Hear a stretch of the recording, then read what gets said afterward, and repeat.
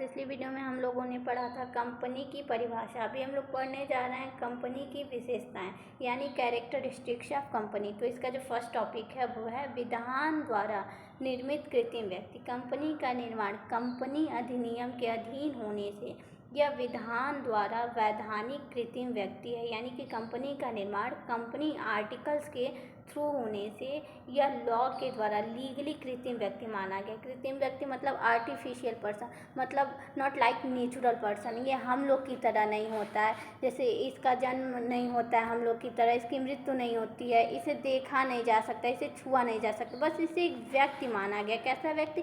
कृत्रिम व्यक्ति, artificial person. क्यों माना गया है लॉ के द्वारा? मतलब कंपनी में कुछ ऐसे वर्क्स होते हैं, ठीक है, लिमिटेड वर्क्स होते हैं, ठीक है, जो एक पर्सन कर सकता है वो एक कंपनी कर सकती है। जैसे यहाँ दिया भी है, दूसरों के साथ कंपनी अनुबंध कर सकती है, दूसरों के विरुद्ध मुकदमा कर सकती है। एक इंडिविजुअल पर्सन भी कर सकता है और कंपनी के द्वारा भी किया जाता है, ठीक है। कंपनी का जब किसी कंपनी के साथ अमलगमेशन होता है या कोई कंपनी किसी कंपनी के साथ मर्ज होती है तो क्या किया जाता है? एग्रीमेंट किया जाता है, ठीक है। या फिर किसी कंपनी का किसी कंपनी के साथ, ठीक है, कोई विवाद होता है तो कंपनी क्या करती है? उस कंपनी पे मुकदमा करती है, ओके। अब इसका जो सेकंड टॉपिक है वो है अस्थायी अस्तित्व। कंपनी का जीवन उसके अंशधारियों के जीवन पर निर्भर नहीं करता है। किसी अंशधारी के द्वारा अंशों के हस्तांतरण कर देने या मृत्यु हो जाने या पागल हो जाने या दिवालिया हो जाने पर कंपनी का अस्तित्व समाप्त नहीं हो जाता है, ओके। मतलब क्या है?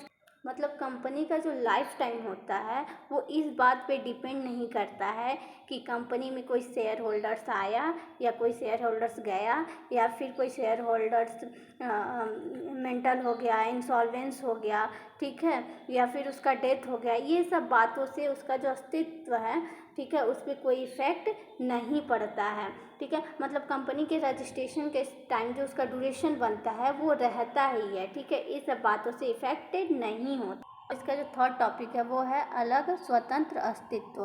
कंपनी का अस्तित्व उसके सदस्यों के अस्तित्व से पृथक यानी कि अलग होता है, ठीक है। मतलब जैसा अभी हम लोगों ने सेकंड टॉपिक में पढ़ा था, ठीक है, कि यह डिपेंडेंट नहीं होता है, ठीक है। मतलब इसका जो अस्तित्व होता है वो इंडिपेंडेंट होता है, सेपरेट होता है उसी वजह से, ठीक है, जैसा कि हम लोगों ने सेकंड टॉपिक में पढ़ा था, ओके।